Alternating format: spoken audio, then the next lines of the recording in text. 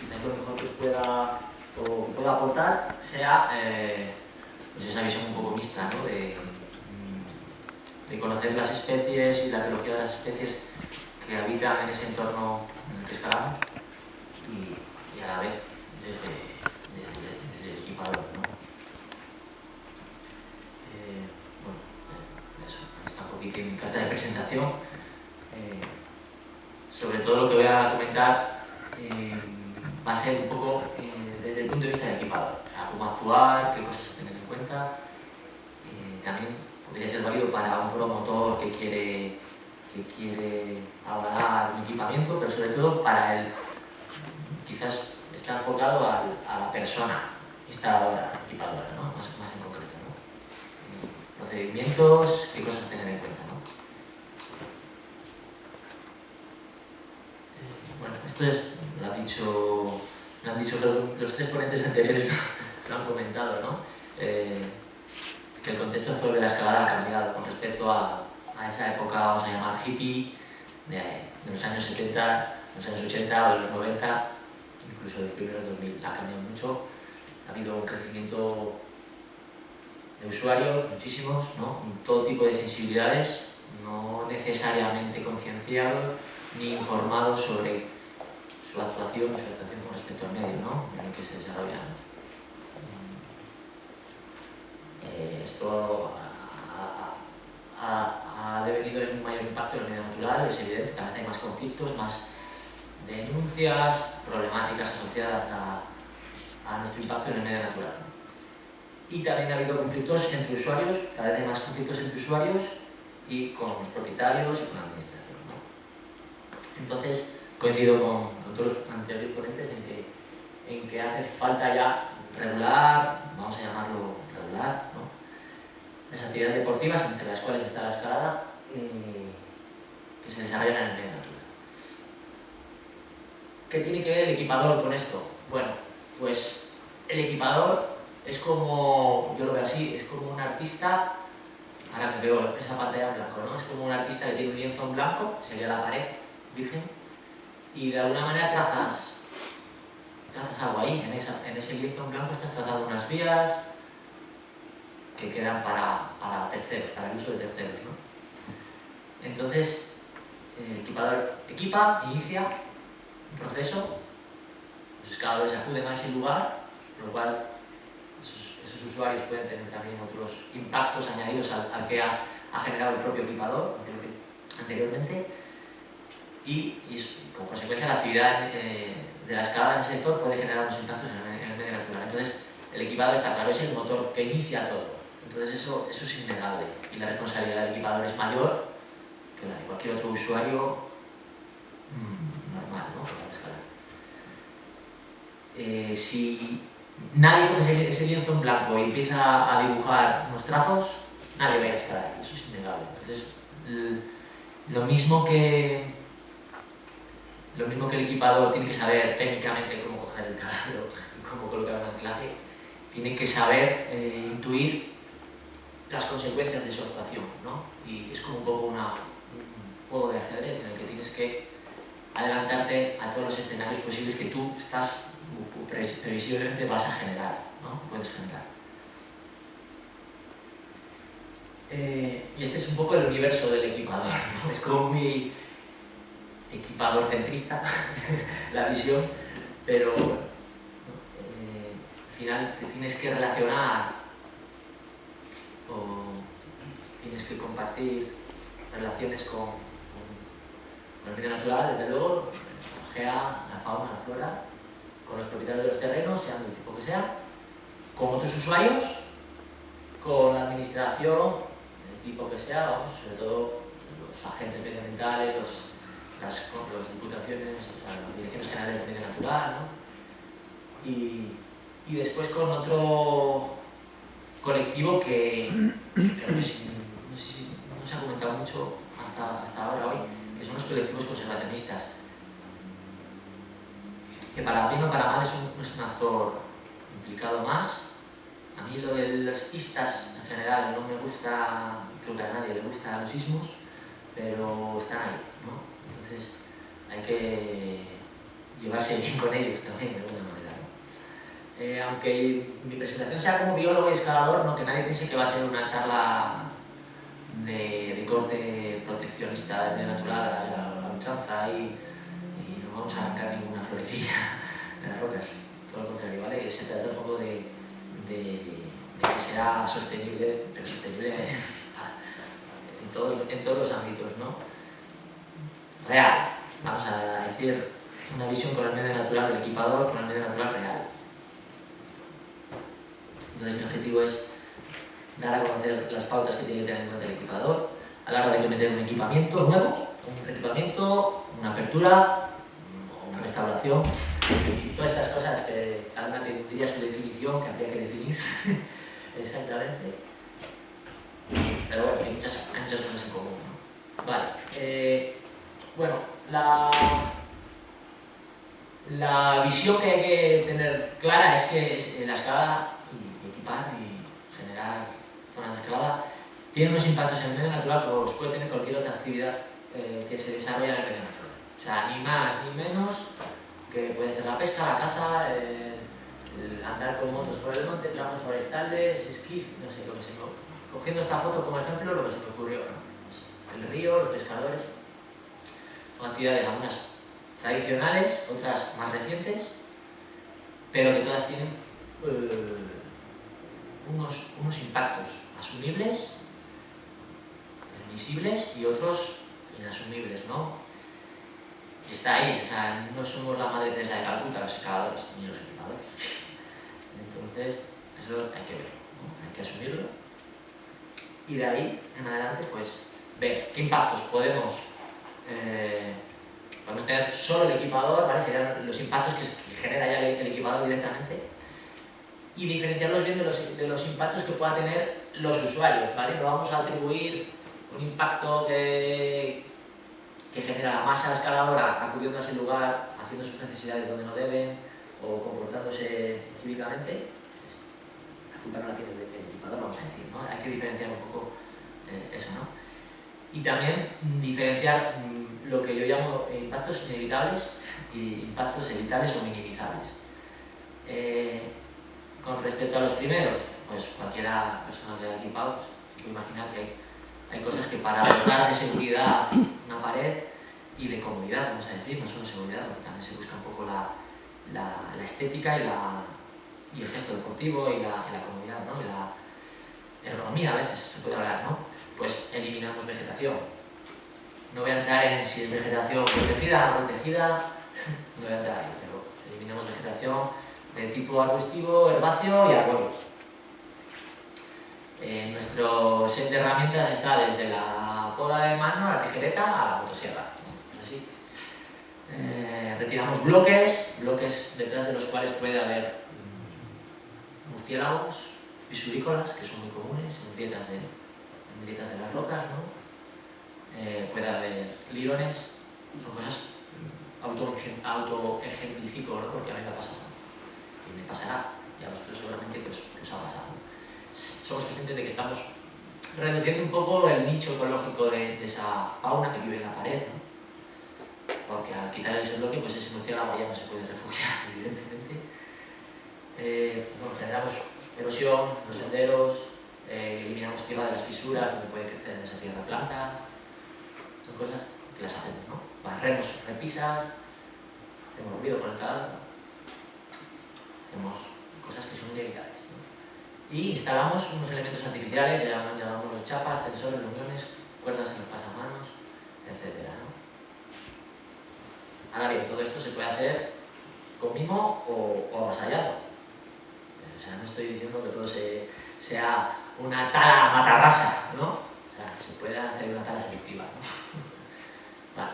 Ahí está un poco en ese criterio, el buen hacer de unos o el mal hacer, ¿no? Minimizar, ¿no? Minimizar impactos inevitables. Pues evidentemente a nadie se le ocurre ya usar chapas de estas de colorines, se busca material mimético, se cuidan en instalar anclajes con la mayor vida útil posible. Intentamos ya hoy en día que quede desechado el material fincado muchas veces, sobre todo en la caliza, sabéis que deja el chorretón, debajo de la chapa siempre queda un chorretón blanco, como una lágrima blanca, por la manera en que se erosiona después y el agua cae y fluye el metal por ahí, ¿no? Queda un chorretón, una lágrima blanca, ¿no? Eso es muy típico en zonas de caliza. Con el inoxidable no pasa, ¿no? A veces, en unas antiguas, ves la vía porque ves una línea de lágrimas blancas, ¿no? Bueno, entonces ya con meter los equipamientos ya directamente con material inoxidable, por supuesto, con material lo más longevo posible, por supuesto, lo más inviolable posible, como dijo Javi, a ser posible ya con tensores, químicos, resinas, que nadie lo robe, que nadie lo guarde, con esa misma resina tapar todo lo viejo, dejar el lugar lo más pulcro posible, si es un equipamiento, como si el tensor que pones 3 generaciones después de anclaje sea el anclaje original, y que el que llegue ahí a escalar de nuevo no vea ni el casquillo de esquí, ni vea el parabús roto por debajo, que esté todo sellado, que esté pulcro. Entonces ese trabajo fino le tiene que pagar, al equipador se le tiene que pagar, o sea, es un trabajo.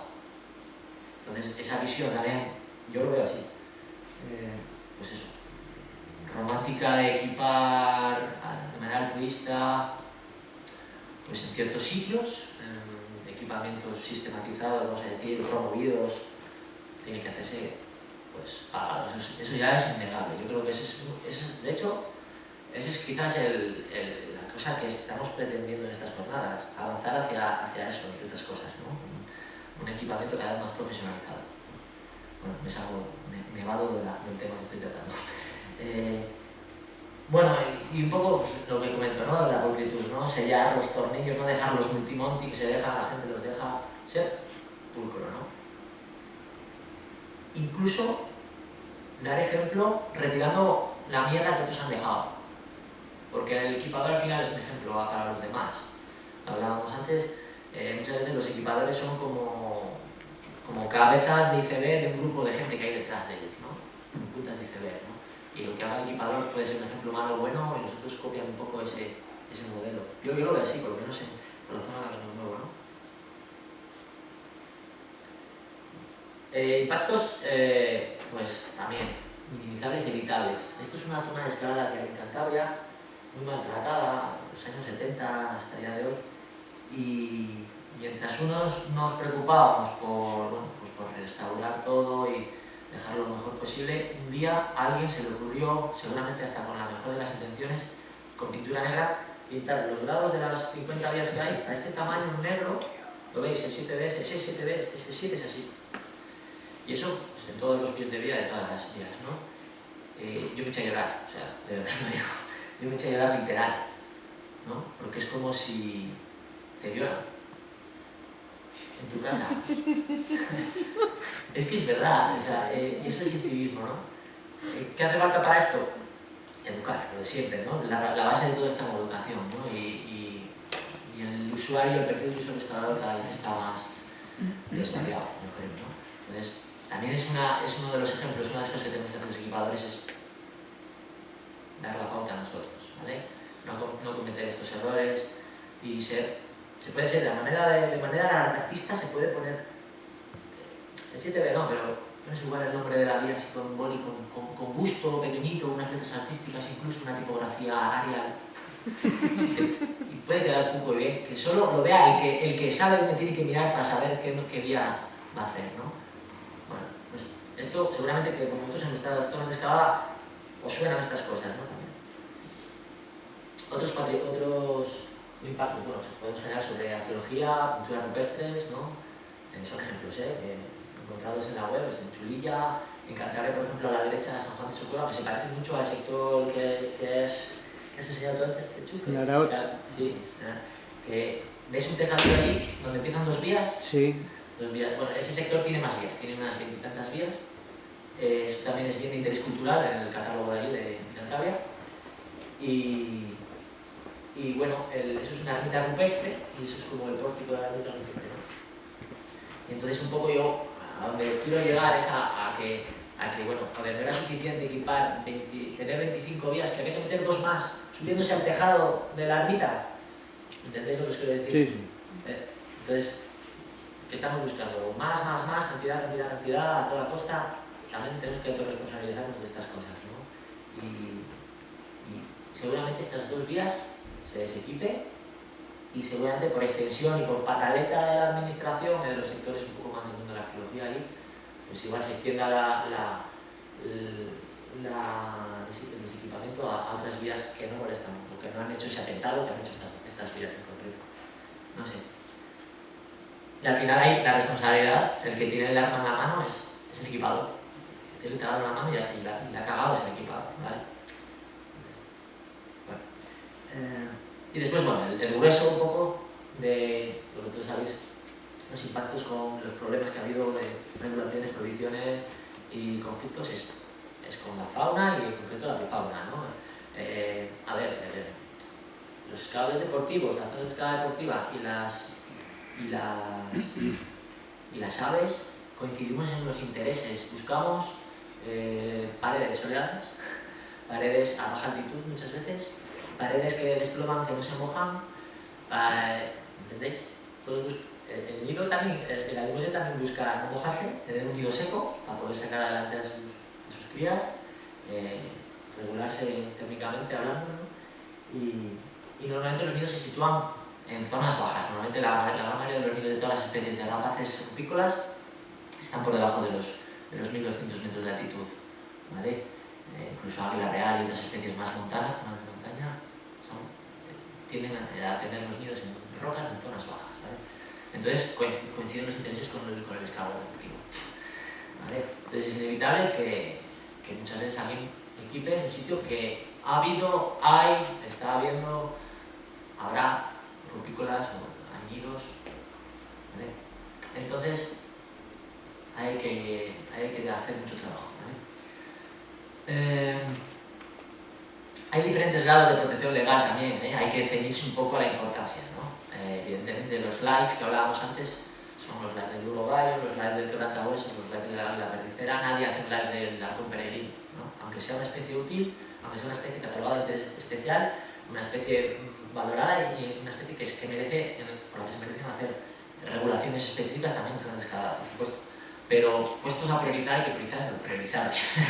y no sé, o sea, igual que no se protege cualquier florecido, ¿no? Entonces, bueno, todos estáis sobradamente enterados. Yo esperaba un público más general y más numeroso. Entonces, bueno, el equipador y el escalador no está de más que se forme un poco y aprenda o sepa lo que es un catálogo nacional o regional, veremos después, de especies amenazadas, ¿no? Pues, en el que se detallan las especies de flora y de fauna en orden de mayor riesgo de amenaza, bueno, en peligro de extinción sería, después sería vulnerable o en riesgo crítico. Bueno, voy a ir rápido, aquí están mezcladas todos los tipos de especies, ¿vale? Sensible a la alteración de su hábitat, suelen ser plantas más bien. Pero bueno, lo que más nos... Voy a mover con esto mejor.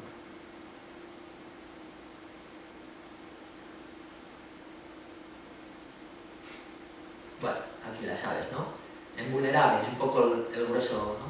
El águila perdicera, ahí está el alimoche, ¿no? Que son un poco los que más nos pueden... los que más entran en conflicto muchas veces, ¿no? Bueno, tiene por ley una protección, hay que respetarla y en base a eso hay que ponerse a trabajar, ¿vale? Si es viable o no es viable, compatibilizar la escalada con la presencia de las especies, ¿no? Las especies son distintas, digo, en función de su grado de rareza, vamos a decir. La sensibilidad a la presencia humana, cómo toleran la presencia humana, ¿vale? No es lo mismo un halcón peregrino que tiene nidos incluso en edificios, en ciudades, es muy cosmopolita, tiene nidos en paredes rocosas y tolera muy bien presencia de escaladores a 20-30 metros, ¿vale? Caso por caso, ahora veremos. O que, yo qué sé, pues que una águila real, una pareja de águila real no puede tolerar a 30 metros, igual que la pareja de halcones, la presencia de nadie, ¿no? Ni siquiera iniciarían la reproducción, ¿no? Entonces, ese mirar caso por caso, pues, tiene que haber gente experta en ello, ¿no? Lo ideal es que se forme el equipador también en ello y tenga conocimientos para saber hablar con propiedad el equipador, que no solo dependa del criterio de alguien, de la gente agente medioambiental o del supuesto ecologista o del supuesto ornitólogo que sabe, ¿vale?, que el propio equipador sepa constatar lo que le están diciendo, ah, sí, es verdad, tienes razón, o ah, no, que yo he comprobado que pasa esto otro, ¿no? Entonces, ahí adelante un poco el tema de la formación también, igual en ese hipotético curso esa formación sobre técnico equipador, creo que se ha hablado, una formación importante, una carga lectiva importante de formación ambiental, ¿no? Y después también hablo de la capacidad de adaptación y de estudiar el medio físico en concreto. No es ningún valle en el que solo hay un roquedo y que la maneja de Alimoches depende de ese roquedo año tras año para nidificar, porque el otro roquedo tiene 25 kilómetros, que ahora que os estoy mirando a vosotros, que Chaui, ¿no? Es un paralelo rocoso, pues eso, de 25 kilómetros, en el que una cuesta malograda o un nido malogrado por una bestia humana podría, depende de la especie, readaptarse y volverse a otro sitio y se muere, ¿no? Hay casos evidentes como los buitres. ¿Qué cojones me dicen? Aquí no, pues me pongo yo. Ya está. Vale. No todas las especies se readaptan igual, ¿no? Tienen la misma flexibilidad. Y bueno, pues el equipador tiene que tener una formación suficiente al respecto, ¿vale? Y ejemplifico, ¿vale? El águila pericera, pues tiene, en el catálogo nacional tiene esa categoría de vulnerable, es sedentaria, vive todo el año en el mismo sitio, necesita un territorio amplio, necesita roquedos amplios para tener varias plataformas de nidificación en la zona, y el periodo de reproductor es amplio. Las grandes águilas normalmente van relacionadas con el tamaño y tal, el periodo de reproducción es muy amplio, desde febrero hasta septiembre. Entonces, alguien que quiera compatibilizar la escalada en un roquedo en el que hay nidos de águila perdicera con... es muy difícil, casi es mejor. O sea, no hay manera, o sea, no hay manera.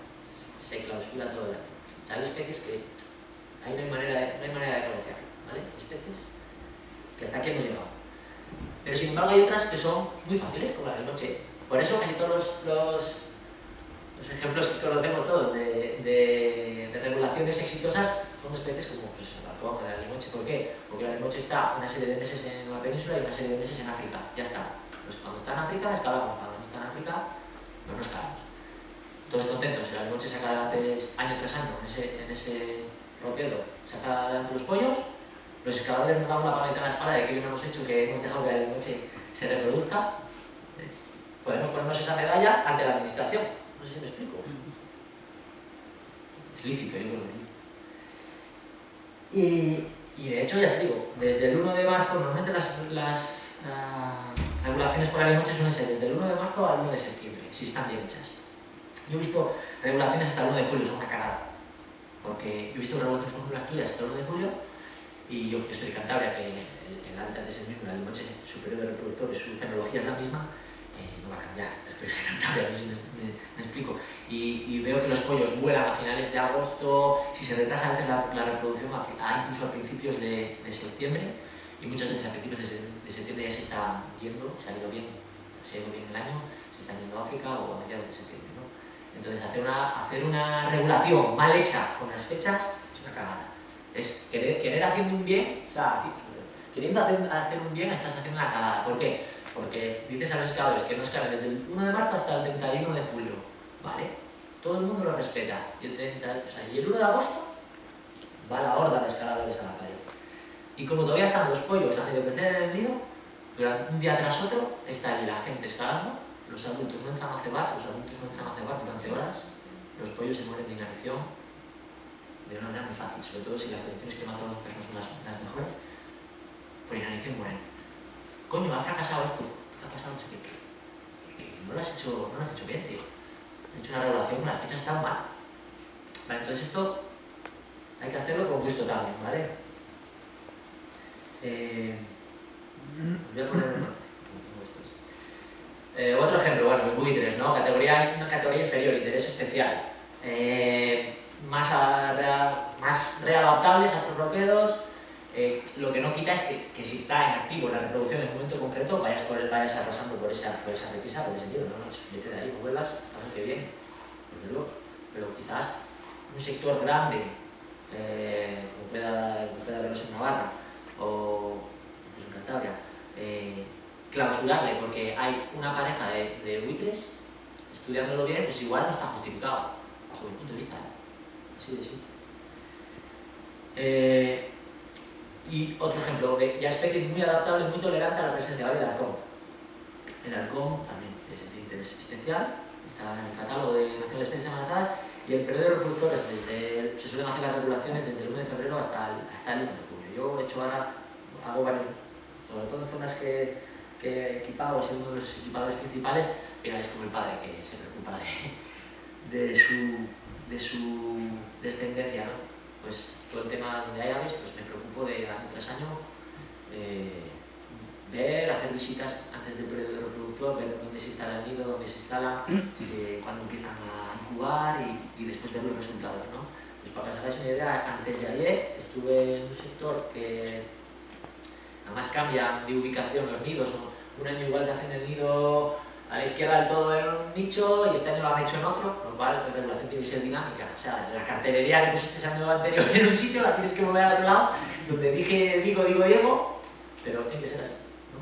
Y gracias a Dios, por ejemplo, en este sitio en concreto, el otro día, antes de ayer, vi como ya volaba un pollo, que sacaba adelante un pollo, y abuela con los padres, ya los padres están enseñándole a cazar, como quien dice, valores, ¿no?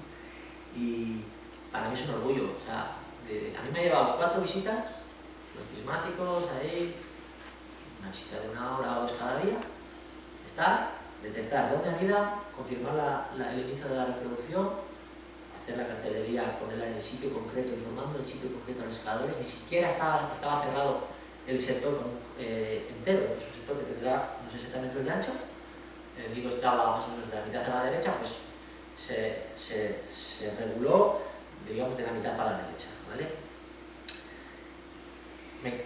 Yo no iba a escalar, pero soy consciente de que hay mucha gente a escalar estos días, o sea, estos meses, y sin embargo ha salido adelante todo. ¿Por qué? Porque se estudió de una manera fina. Voy a ir más fino todavía. Desde el nicho en el que estaba incubando el adulto en ese momento, desde ese nicho, no veía, aunque oyese, no veía a un escalador por la pared. Estás incubando ahí, imaginaos que estás incubando, y si ves que algo humano pasa cerca, sales del nido. De la que sales del nido asustado, puedes romper huevos, puedes hacer un desastre. Pero tú estás oyendo, poneros en la situación de que sois halcones incubando, estás oyendo mucho ruido, incluso día tras día, pero no ves nada que desde tu sitio, esa especie en concreto, ese halcón en concreto, lo tolera. Hay que estudiarlo los aspectos. Entonces, eso es complicado, es complejo, pero es que si se quiere hacer bien, y eso es regular, pues también gasta recursos. A mí me ha costado, pues eso, 4 o 5 ratos y lo hago de manera, mayor amor del mundo, lo hago, ¿no? Pero no en todos los sitios se hace así, ¿no? Y debería hacerse así. ¿Vas a preguntar algo, compañero? No. Te estabas estirando, ¿no? Es que sí, bueno. ¿Vale? Bueno. Sin más, por ejemplificar, ¿vale? Bueno, las rapaces nocturnas es un caso parecido a lo que os acabo de decir, suelen buscar nichos, ¿no? Más que repisas, nichos, agujeros oscuros donde se meten. Entonces es muy fácil también, imaginaros, esos carabos, si hay una vía que justo pasa por ahí, con desequipar o quitar unos seguros y disuadir con cartelería de esas vías, de esa vía o las inmediatamente aledañas, normalmente suele ser suficiente. ¿Vale? Todos habremos estado escalando algún día, hemos metido la mano en un agujero y nos ha salido una lechuza y nos ha pegado un susto de muerte, ¿no? O un carabo. Vale, pues ese es el caso. Sin embargo, si estamos escalando 3 metros a la derecha, no suelen salir, ¿vale? Suelen aguantar ahí, ¿vale? Y sí que es verdad que tampoco aguantan lo mismo. Cuando el instinto es proteger unos huevos, que cuando el instinto es proteger unos huevos que ya pían, no sé si me explico, que cuando ya son pollos. Cuando ya son pollos, el nexo ya de protección es total, ¿no? Entonces van a aguantar mucho más. Cuando son los huevos recién puestos, se las piran a la mínima y abandonan. Eso también hay que saberlo o tenerlo en cuenta un poco para establecer una regulación en el cuándo y en el dónde, ¿no? Otro ejemplo, pues en costas, aquí en Galicia, pues también, antes hemos estado hablando, tenéis regulaciones también por un gran movido, también está como interés especial, hay acantilados. Vale, bueno, es un poco el caso de la perdicera, es un periodo amplio. Al 31 de agosto está bloqueado. De mayo al 31 de agosto no se puede acceder a ¿De mayo? De mayo, No es muy amplio, ¿no? Mayo es un poco tarde, ¿no? Yo creo que es mayo, 31 de agosto fijo, pero es que mayo trabajamos. Vale, o sea, la fecha tope es 31 de agosto. Sí, pues coincide con... Lo que me extraña es lo del mayo, ¿no? Igual te estoy mintiendo en mayo, igual sabes, Los que se van menos a las islas. Sí. Bueno, ahí en Cantabria, por ejemplo, no hay ninguna zona por cormorán, pero sí la hay por halcón, hay muchos de todo, ¿no? Si os fijáis, voy de más, dando ejemplos en aves, de especies más críticas a especies más generalistas, menos importantes, vamos a decir, ¿no? Córvidos, pues, infinidad de córvidos en colonia, dando la chapa todo el día, ¿vale? A nadie se le ocurre, que yo sepa, salvo chovas, en algunas regiones, los niveles de protección también, he hablado del catálogo nacional, pero están los catálogos regionales, ¿vale? Cada región puede ser que la categoría en la que el animoche está en una región, en otra región esté en otra categoría más importante, ¿vale? Pero en general los córvidos no gozan de una protección alta, salvo quizás la chova piquirroja, la chova piquiguala. Y después hay especies que, pues que ahí están, que con un poco de cuidado no se las dejan nidar, como los aviones roperos, los aviones comunes, los colibrijos, mil pajarillos, mil historias, ¿no? Sin más. A nadie se le ocurre coger el nido con los pollos y romper, ¿no? Pero eso no quita que equipes por ahí, ¿no? Vale. Entonces, bueno, una serie de ítems que yo creo que tienen que tener las regulaciones bien hechas por Bifauna, ¿no? Tienen que estar consensuadas con la administración, departamentos de medio ambiente, tienen que estar consensuadas, si es posible, con los grupos ecologistas. Por ejemplo, en Cantabria encontramos un apoyo grande en la SEO, BirdLife, la verdad es que muy bien, y es una asociación que tiene bastante peso, ¿no? en este tema. El equipador tiene que ser proactivo y moverse y facilitar información y no guardarse información porque tarde o temprano todo se sabe, ¿no?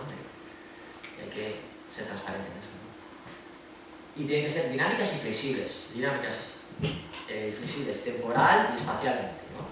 Lo que os dije del halcón. En esta zona de escalada, unos años utiliza una plataforma que está a la izquierda de la pared y otros años cambia, ¿no? Esto lo hacen muchas capaces por evitar el tema de los parásitos, de los nidos y formarse. Hay muchos parásitos por higiene cambian, de plataforma cambian de nido, ¿no? A otros años rotan, ¿no? Entre varias situaciones de nido. Entonces las regulaciones tienen que ir pues, en base a eso, ¿no? Cambiantes. Y tienen que ser moderadas, ¿vale? O sea, no se restringe, si se puede no restringir un sector entero, si solo se puede restringir la mitad del sector, pues mejor. El colectivo escalador va a quedar más contento con la regulación hecha que si se prohíbe todo, ¿no? Está claro. Prohibición total versus regulación temporal. ¿Vosotros qué diríais? Pero hay especies que no hay lugar a la regulación temporal, ¿vale? Es sí o sí todo el año, ¿no? Y estudiar cada caso, ¿no? Estoy un poco repitiendo. Bueno, os pongo aquí para ejemplos de Cantabria. La zona escalada en Silio es una zona que se empezó a escalar en los años 70, se abordó, se quedó como olvidada, había una veintena de vías, se quedó durante una década casi olvidada, y una serie de clubes de la zona centro de Cantabria, pues abordamos en 2007, 2008, 2009, así, abordamos el equipamiento y apertura de nuevas vías y bueno, darle una vuelta de tuerca al lugar que lo merecía, ¿no? Pero sabíamos de antemano que había nidos, que había, sobre todo de noche, en halcón y lechuza. Y utilizando como paraguas protector la especie más importante, la arimoche, establecimos una regulación en la que también se vieron beneficiadas de paso, pues la lechuza y el halcón, ¿no? Y todos los años comparten el ropero y sacan adelante sus pollos todas estas especies. Es un ejemplo modelo ahí de Cantabria, ¿por qué? Porque se pidió permiso al dueño del prado, vamos a decir, al dueño del terreno, al ayuntamiento del lugar, se emitió un informe y se pidió un permiso explícito a la Dirección General del Medio Natural, teníamos encima a los guardas de los guardas forestales del lugar, que eran escaladores, que nos facilitaron toda la burocracia muchísimo. También se contó con Save Your Life. Se hizo una cartelería específica que la pagó, la hizo Save Your Life, en la que estaba el logotipo de la federación, el logotipo del gobierno de Cantabria, el logotipo de Save Your Life, o sea, todos los actores, y se empezó a implantar la regulación y un éxito. Un poco lo que comentabas antes al principio, un poco ahí la gente con la mosca detrás de la oreja de qué pasará, nos van a prohibir escalar, tal. Y hoy en día la gente está contentísima. Sabemos que escalamos 6 meses al año, esos 6 meses no. En esos 6 meses, aparte de criar, ¿sabes? La zona se regenera, vamos a decir, en cuanto a pisoteo, desertificación de la base, tal, se regenera. Y creo que, de hecho, debería haber ahí mucho y casi todas las zonas de escalada para que se escale unos meses y otros no, es una broma, ¿no? Pero sí que creo que esto se extrae siempre algo positivo, ¿vale? Porque al final el colectivo escalador le haces inclusive, ¿no? O sea, la regulación al principio para ellos era como, ¿cómo? Tú me tienes a presentar aquí. Y ahora es al revés. Ahora son ellos somos los que estamos orgullosos de que se haga la regulación y de que todo vaya bien. Y al final de año les dices a todos, emites un comunicado, pues otro año que ha criado la pareja de Limoches, ya van 30 y pico años seguidos que se tenga conocimiento, y eso es una tontería, pero es como un feedback de coño, pues ha servido de algo, ¿no? Que no vayamos a escalar, no sé, creo que está bien.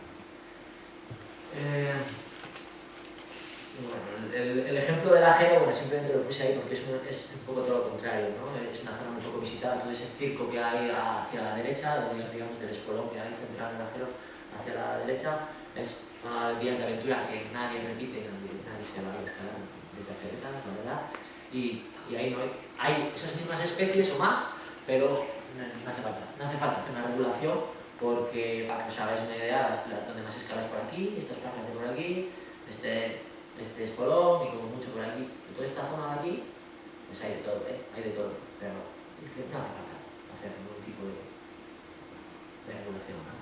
Y en el aspecto de lo que hablamos del proactivismo de los escaladores, que nadie se le ocurra decir que del mundo del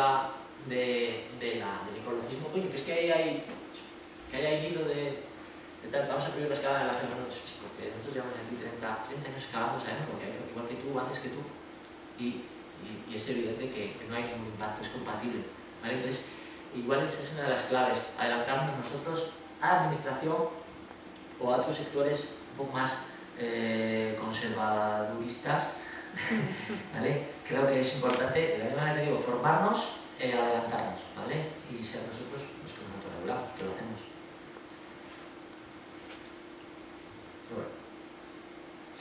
Sí, acabo. Voy a saco. Bueno, lo de siempre, cartelería informativa bien hecha, informar, webs, blogs, lo que sea, muy rápido, ¿eh? Legislación que debe conocer el equipador, pues los planes rectores de su gestión en los parques naturales, otras figuras de protección natural, cada uno tiene su documento en el que se dice lo que sí y lo que no se puede hacer. Normalmente recogen la escalada. Legislación sobre especies protegidas, ya hemos dicho, los catálogos nacionales de especies protegidas, ¿vale? Sería el catálogo nacional de especies protegidas, los catálogos regionales.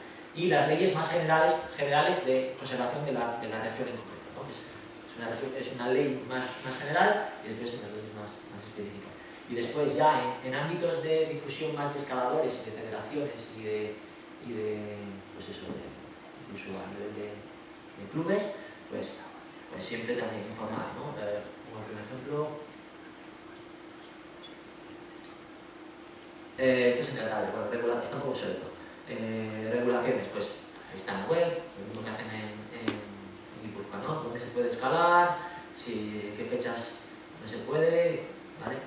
Tampoco se da demasiada información sobre qué especies por el tema de la piratería, o sea, que es un poco cauto a quién se transmite la información antes también. Aunque hay cosas que son vox populi, o sea, se sabe, ¿no? Qué especies hay.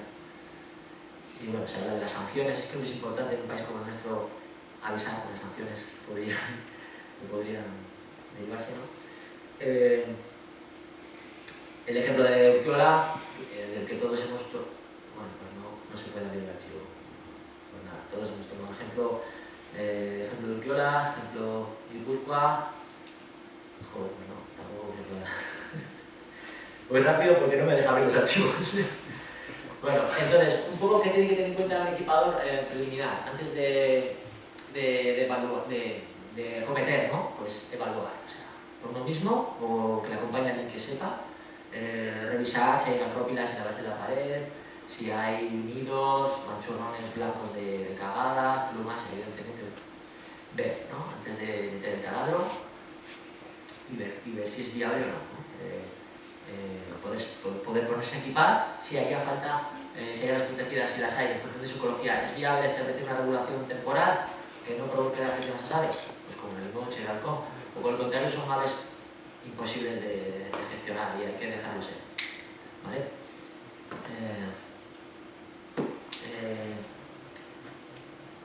En la visita preliminar también, ver hasta qué punto el trabajo de jardinería es inabordable y es mejor tampoco, ni siquiera empezar, eso creo que a veces no se tiene en cuenta. Y a veces causa mucho disgusto al equipador, no evaluar bien el trabajo de jardinería y de albañilería, vamos a decir, que te puede llevar, te puede llevar a equipar, ¿no? A margen de los anclajes, ¿no? También el tema de la aproximación, eso es la pared, los accesos, a la pared, si hay molestias en los accesos, ¿vale? El tema de la flora también es un poco la rana fea, ¿no? Nunca se la tiene tanto en cuenta, ¿no? Se tiene mucho en cuenta las aves, pero a la flora menos, ¿no? Se le conoce menos. Entonces todo esto nos tiene que hacer sopesar y ver si merece la pena o no acometerlo, ¿no? Y si merece la pena, pues ya, cuando nos vamos a la obra, y elaborar un proyecto. Ese proyecto se le presentaremos al que va a ser el promotor, ¿no? Oficial de esa zona de escalada. Y pues, todos los datos, ¿no? Que tiene que tener, toda la información mínima que creo que pueda tener y la finalidad del equipamiento, ¿no? Deportivo, desarrollo local, comercial, eso es importante, ¿no? Lo hemos hablado, la escala como desarrollo de los pueblos, de los municipios, ¿no? Para venderlo a la administración parece claro que esa es la mejor manera de venderlo, ¿no? Haciéndose ver como desarrollo local.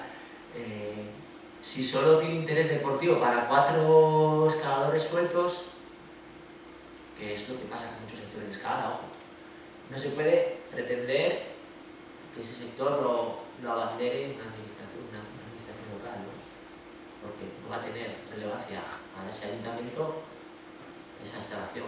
Entonces creo que dentro de la definición concreta que hemos hecho de áreas terrestres de vida, tal, dentro de todas las zonas de escalada entrarían unas muy concretas, no todas, ¿no? Eso creo que es importante también.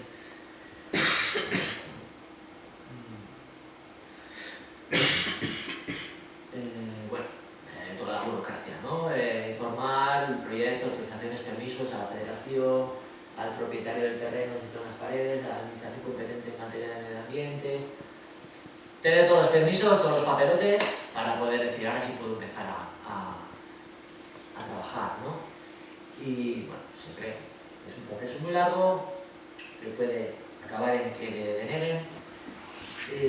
Por eso digo que el promotor, a ser posible que no sea título individual, que sea un club, mismo club, ¿vale? O un colectivo de algún tipo, no un equipador a título individual, ¿no? O lo ideal es eso, que sean las federaciones, Entonces, bueno, teniendo las autorizaciones, valorando que podemos llevar a cabo el equipamiento, hay que hacer el equipamiento, hay que darle difusión, hay que darle buena información, buenos croquis, pero después hay que cuidar a la criatura, ¿no? Vigilar, mantener y colaborar. Feedback, lo que hablaba Techu del buzón de sugerencias, si es un equipamiento subvencionado, pagado, promovido, un contrato de mantenimiento, no sé cómo llamarlo, igual, no sé, Mariana sabe mejor, un convenio de mantenimiento, no sé en qué términos decirlo, pero que haya un mantenimiento de esas instalaciones y de esa zona de escalada, ¿no? Y entonces, pues al final vemos al equipador, de nuevo es como otro universo de equipadores, si os fijáis, como un ejemplo para otros escaladores, ¿no? tiene que ser una persona, un escalador con una formación y una sensibilidad en materia de medio natural, ¿vale? Aparte de que tenga los conocimientos técnicos de equipamiento, ¿no? Tiene que ser proactivo, participe en las decisiones de regulación, el que más mueva las piezas, yo creo, el tablero, dispuesto al diálogo, a formar, a asesorar, a ser un interlocutor de la administración, porque yo creo que eso es algo que todos cojeamos de eso, de que nos creen, no sé si es un sentimiento de inferioridad o qué es, pero creemos que no nos van a escuchar, yo creo que al final ese es uno de los problemas, que la clave está en ser consciente de que puede haber gente de la administración dispuesta a ser asesorado, a que tú le puedes enseñar cosas a esa persona de ese despacho, ¿no? Y eso quizás es de lo que más cogemos los escaladores. A ningún escalador se le ocurre presentarse en el despacho de un director general de nada, salvo pocos ejemplos contados, ¿no? Entonces quizás igual hay que empezar a entrar en esas tesituras también, ¿no? En el mundo del escalador, ¿no? Y en ese escenario futuro de ojalá una formación específica, o sea, una formación reglada del equipador, ese curso de equipador, técnico de equipador, pues varios ingredientes así que creo que son indispensables, ¿no? Serían como las asignaturas, ¿no? Seguramente hay muchas más. Pero bueno, técnica y seguridad con equipar de materiales, criterios, todo, ¿no? Legislación, responsabilidad, evidentemente, he hablado yo, el natural y el desarrollo profesional. Seguramente el Javi, que viene detrás mío, añadirá a ese cóctel, añadirá más ingredientes, ¿vale? Bueno, igual dentro de unos años nos vemos y esta formación reglada que está ahí como en un limbo se materializa en algo real, ojalá, sería un triunfo. Y nada más, muchísimas gracias por la paciencia.